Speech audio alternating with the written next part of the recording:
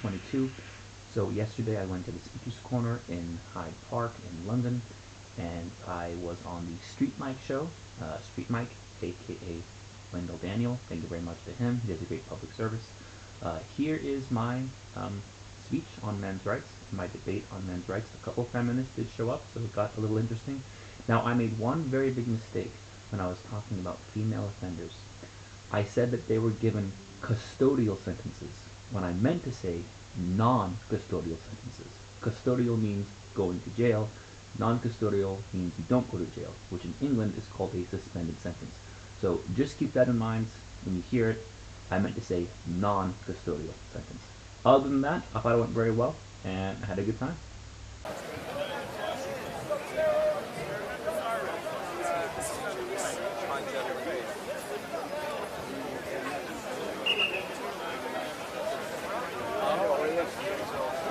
So, good afternoon all, my name is Wendell Daniel and welcome to Street Mike, and we're coming to you live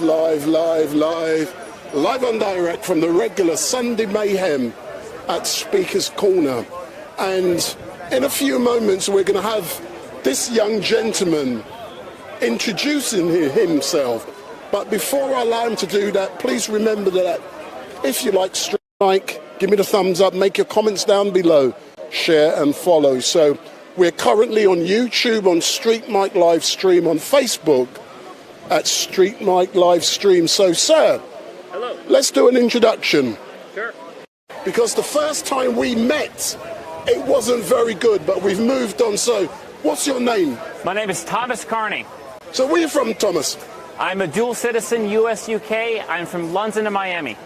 And what's that funny name you've given yourself? Thomas Carney. No, Blue Orange or something. Oh, Blue Orange 22. Well, I liked it because it's easy to spell, it's unique, and it's easy to remember. And the color scheme is very nice. I have a logo. It's a blue-orange color scheme. The colors match very well, so that's kind of the colors I used to. So how does blue-orange match with what you're talking about? Absolutely. In regards to an identity? Absolutely nothing. It's a completely random username. It's a completely random logo, and it means nothing at all. It's just a logo. Can we argue you're also random as well? I wouldn't say I'm random, no. I'd say I'm pretty specific in the things that I say and believe. I say things because I believe them, and I believe things because I say them. So I went on your website today on YouTube. YouTube, yes. And I noticed that since you started coming to Speaker's Corner, your views has gone up 1,000%. I would say maybe 500%, but sure. Why is that? I think this is a great venue. People come here, people want to listen to people speak. You guys have cameras, it's a great operation, so it's a great place to be. All right then, but you now have the opportunity, half an hour, to entertain, to educate. But I'm more into education than entertainment. Fantastic. I warn you. So it's all down to you. Okay, so should I grab this or? No. Just speak. Of course, okay. So I'm a men's rights activist, right? I'm part of the men's rights movement. And there are so many misconceptions about what the men's rights movement actually believes and what MRAs actually believe.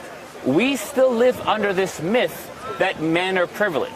But when you look at the stats in the UK and around the world, and I'm American, so most of my information is American, but as a UK dual citizen, I do know a lot of British information as well. Men are behind in virtually every socioeconomic factor you can think of. Men are more likely to be homeless, more likely to be unemployed.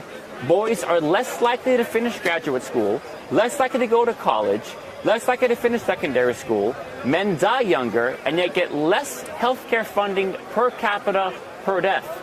Male victims of domestic violence get much less support. And in the UK, you hear that there is racial discrimination in the court system when it comes to being sentenced. And that is true. Unquestionably, a black man and a white man do not get the same treatment in courts. But the difference between a man and a woman in courts is even greater than the difference between a black man or a white man. The gender difference is much greater, to the point where the Justice Secretary a few years ago declared that there would be some laws and some crimes where a female offender would be automatically exempt from prison. And it is not uncommon to read about a woman stabbing her boyfriends or assaulting a man violently and only getting a custodial sentence. You read stories about women murdering their husbands or murdering their boyfriends and getting 2 years in prison, often suspended, meaning no crime at all. So there is a two-tiered gendered system in the UK courts. Up until very recently, men and women had different pension ages. And when the issue was raised in Parliament, feminist groups protested the equalization of pension ages. And I do not mean to make the men's rights movement an anti-feminist movement, because inherently we are not anti-feminist. We are not against women's rights, and we are not against the feminist movement in principle. But when you look at what some feminist organizations actually advocate for, they do not advocate for equality. Now, here's an issue you probably never heard of: the education gap. Male students get lower grades for the same work. And this has been verified in multiple studies around the world. Camille Terrier did a study in the MIT School of Economics, which she found when you control for all factors, male students are getting lower grades for the same work. So as a result, let's look at the socioeconomic status of men today. They are more likely to be homeless. They are more likely to be unemployed. They are less likely to go to university. They are less likely to finish secondary school. And so, in what country, in what society are those the statistics? Likely to end up in the Oval Office? But that's 1% of 1% of the population. That's an extremely small percent of the Every president. But if you look at the 99% of the general population, men are behind women. I mean, when you walk down the street, do you see more male or female rough sleepers? I mean, if men were privileged, why are they more likely to be homeless? If men were privileged, why are they more likely to be unemployed? If men are privileged, why are they given more harsh sentences for the same crime? And people think the men's rights... Do not commit more statistically violent crime? This is when you control for mitigating and aggravating factors. And the UK, 4 years ago, the Justice Secretary announced that there would be a new policy to avoid prison for crimes for women.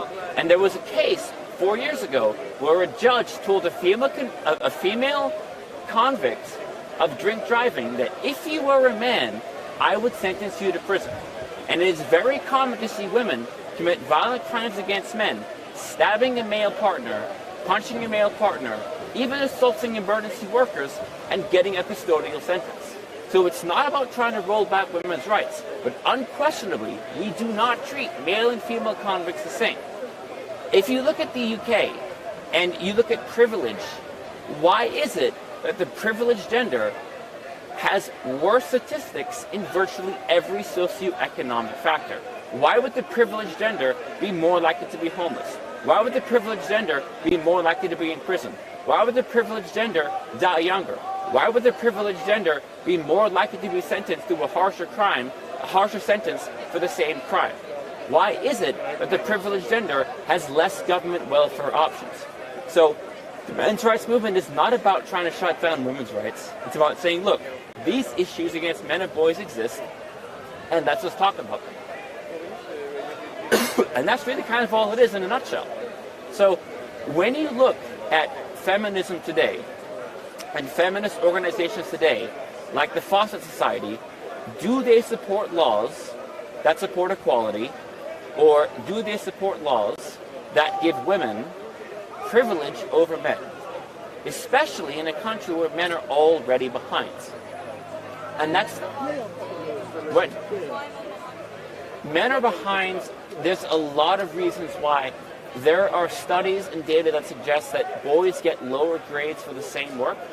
And there are studies that show that when a man and a woman take the same exam at the GSC levels or the A levels, being a male will lower your grades by 7%. So they're not really competing on an equal field.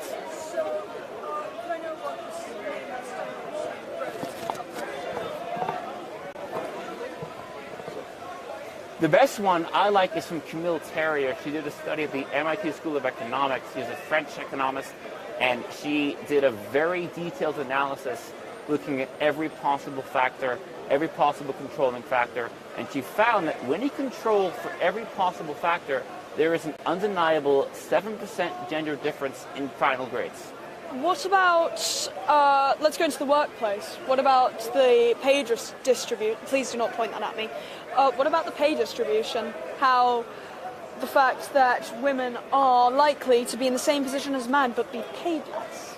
I mean, the opposite is true. If you look at the last 20 years, women in London and big cities actually make more than their male counterparts. Are you So sure? when you look at the last 20 years, if you take a 25-year-old woman and a 25-year-old man, on average, a female graduate will earn more than a male graduate. Women are more likely to own their own home. They're more likely to earn their own car. And the fact that men are more likely to be homeless, if men were economically privileged, why would men be more likely to be homeless?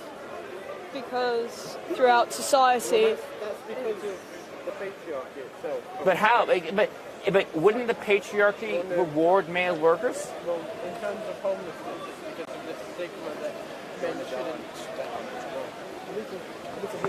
It's in terms of homelessness. Why more men are usually homeless than women is because of this, well, the patriarchy and the stigma that men aren't supposed to ask for help. So they would feel sort of that it's not right to ask for help and to Right, but why would a system that say rewards... economically or whatever problem that is that then leads them to homelessness. Right, but why would the privileged gender be more likely to end up on the streets? because they can't ask for help as much. Because they can't what? They can't ask for help as much. It's a stigma, like you said. Right, there are less government programs for men to ask help too. Yes, and there are more men in government. But those men are less than 1% of the population. 99% of men are not in government, so they're not benefiting from men being in government. Yes, they're the and- ones suffering. Yes, but if it's the 1% of men that are in Parliament, then it's 0.5% of women. Let's go to America. Never had any president, any real campaign for any women apart from Hillary Clinton. But, then we look at Bill Clinton. It's Right, but driven in a different way. Male politicians cater to female voters because there's more of them. Are you wait, there are more female voters than men? Yes. Okay, and what about the history of voting? How long ago? The suffragettes. When The suffragettes were terrorists. They were part of the White Feather movement. They were supporters of World War I. They were the biggest supporters. Emily Pankhurst was a terrorist. She was one of the worst human beings ever. She was a very strong supporter of World War I. She actually supported the White Feather campaign, where they shamed men for not fighting in World War I because they knew that they didn't want the right to vote until the war ended because they did not want women to be drafted. So Emily Pankhurst was one of the biggest cowards who ever lived. One of the biggest cowards who ever lived. There is very few people as bad as Emily Pankhurst and the White Feathers. what about Holocaust believers? What about the people who are in China right now kicking out their own people because of their religious beliefs? What That has nothing to about do with gender. Ooh, Kim Jong-un, he's also a very bad person. Hitler was a very bad person. What if we go to Xi Jinping? What if we go further afield? What if we go to Donald Trump? This has nothing to do... I would say that a mass genesis is a bit worse. But this has nothing to do with gender in the UK. You're talking about Kim Jong-un, you're talking about Xi Jinping, you're talking about dictators in Asia. That has nothing to do with gender politics in the UK today. Yes, but also you're saying that she was one of the worst people in the world. I'm giving examples of many people who are 1,000 times worse. But she supported a war, and she supported drafting 16-year-olds into going to awful conditions in war when she knew how bad those conditions were. I think Because we needed it. Oh, so you think that we needed World War I? Yes. So you support World War I? I think that, yes, it was a terrible thing, but in hindsight, it has helped our world grow into what we have today. Why do you think... So you supported drafting those 16-year-old boys into World War I? Could you please let me speak? You would not be up here if it weren't for World War I, because actually the world's wars were what governed England into thinking we need a place for free speech, and Speaker's Corner was invented. So actually the only reason you are up here having the privilege to talk to us, having the privilege to be on social media talking about what you believe in is because of that war. World War One there are is- terrible things that have come out of it, World but there War are One. also Sorry to good. interrupt. You know, I'll leave this thing for you for now. I've got some of my friends give me Of course. I'll see you guys later. World War One is widely considered to be one of the most useless wars we ever had. Let me ask you, if you were an 18-year-old girl in World War One, would you sign up to fight? If I was a what? If you were 18 in World War One, would you have signed up to fight? I am part of, actually, of course, I am part of the Command Cadet Forces of England. I have actually just come back a few days ago from a month of an army facility camp. And you think that World War One was a necessary war? Where I marched with soldiers. And you think that World War One was a necessary and war? And you see that pride, that absolute No, I'm not asking that. Do you think that World War One was a necessary war? I think everything has been necessary. Yes, when we look back, Was World we War have hindsight on things. So who started World War One? Well, that was mainly started with two allies. When the Ferdinand, the Austro-Hungarian Empire. when you got assassinated in Saudi Yes. By the Serbians, by the Black Hands. Yeah. So you're saying that you think that it was justified to pressure 16-year-old boys to get drafted into a war, to fight and die, even though there was nothing at all for Britain's self-interest. So I'm not saying that number one Franz Ferdinand had to die. I'm not saying that 16-year-olds going to war was not a tragedy. So why would you support the war? But in hindsight, looking back, we can see that every single part of society has shaped where we are today. In this, And you could say the same thing about World War II and the Holocaust. Everything that happened shaped everything else. The Black Plague shaped everything else. The Crusades shaped everything well, else. actually, yes, the Roman Black Empire shaped Plague. everything else. Actually, the Black Plague and COVID were actually very similar. The fact that we knew about pandemics. If we didn't have the Black Plague, we wouldn't have as much knowledge on pandemics. We wouldn't have as much Right, knowledge so- on street animals So and what to do with them. What does this have to do with boys being in Hyde school today? So it shows that, yes, it was a tragedy, but it still helps people today. It still gives people opportunities. It still. So you're saying that World War I gives opportunities today? It has led to them. It has led to them. Which ones? Number one, just historians in general being able to think about this. Okay, but so I what do you think about study- the education gap in the UK today? Boys who fall behind in school, boys who are less likely to go to university. Do you think that's something that matters, and should that be addressed? I think that it is not as big as you make it seem. We could say the same for girls. We could No, say you can't. Girls are ahead in every way in education. not really. No, really, in every way. If you take any statistic in the UK, girls get higher grades for the same work. They are more likely to finish secondary school, and they are more likely to go to university. Well, in which way are girls behind Actually, today in education in the UK? from my own experience, But that's the facts, not your That is a fact. That is a fact. An Okay. absolute fact. well, but Check The Economist or whatever, it's all there. The Economist. Well, okay, well, would that be written? Okay, The Economist. That's mainly written by men. That shows that Yeah, but men. they take their Oh, facts so from but actual sources. it right? doesn't matter if it's men or women or rhinoceroses. Math is always math, and math is You absolute. can check Math that never later, lies. And the mathematical reality is women in the UK are ahead of men in education, and girls in the UK are ahead of boys in education. So the privileged gender, apparently, the privileged gender is behind in education, which makes absolutely no sense at all. Why would the privileged gender be behind in virtually every socioeconomic statistic you can think of? Homelessness, unemployment, education, life expectancy. None of those things align with which gender is privileged.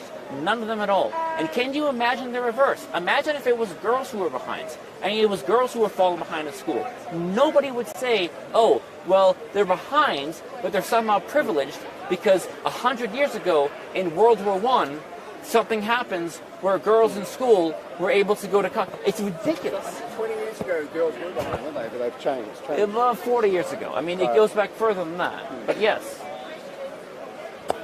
Do you think that women being ahead of men or boys being, girls being ahead of boys in the education system within the UK is attributable to any sort of ingrained society, or is the fact that boys being behind, is that a matter of policy, or do you think that's just a matter of boys and their, how do you say this politely?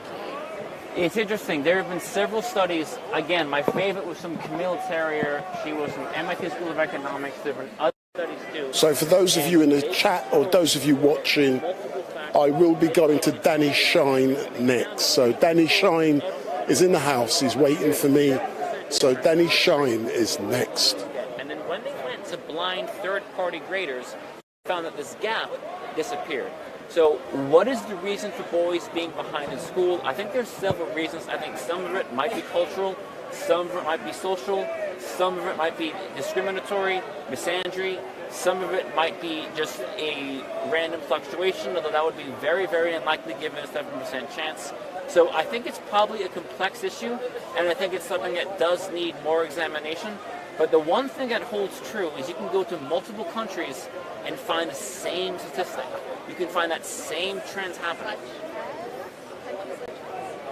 Sorry? Countries such as? There's one from the UK, Canada, Sweden, US, Belgium, South Korea, Japan, Netherlands, Denmark, Brazil, Mexico, a lot of countries. From those countries that you listed, they're typically, majority of them are typically first world countries. Say that again? Say from the countries you just listed, majority of them were typically first world countries. Well, it's interesting you say that because in Africa, the UN had a lot of programs to help girls go to school. The World Food Program had a program where they would give families food to send their girls to school. And what they found was that not only did girls catch up to boys, the boys started fall behind. And in East Asia, the results are actually the opposite of what the UN wanted to see, that boys were less likely to succeed, and the UN kind of ignored that when it happens. And I remember there was an article from the UN from Mali where they were celebrating the fact that now there are more girls and boys going to school. Well, why would you celebrate more girls and boys going to school? Wouldn't you want to celebrate an equal number of boys and girls going to school? I think the basis of celebrating women going to school or girls going to school, coming from an African country myself, is the fact that there are so many barriers to girls going to school that exist today, even within my home country of South Africa, such as no access to sanitary towels. So girls miss a week of school every month because they don't have access to sanitary towels. Cultural issues of girls going to school where they would rather be at home assisting their parents on their subsistence farm. Female genital mutilation, child brides, all of those things still come into play. So that's why I think, especially within third world countries and African countries, there's a large celebration of girls going to school because there's been historically and socially barriers to girls going to school. Right, but now in those countries, girls are going to school more than boys. So where are those barriers? No. Those barriers still very much do exist. Well, then why are girls going to school more than boys?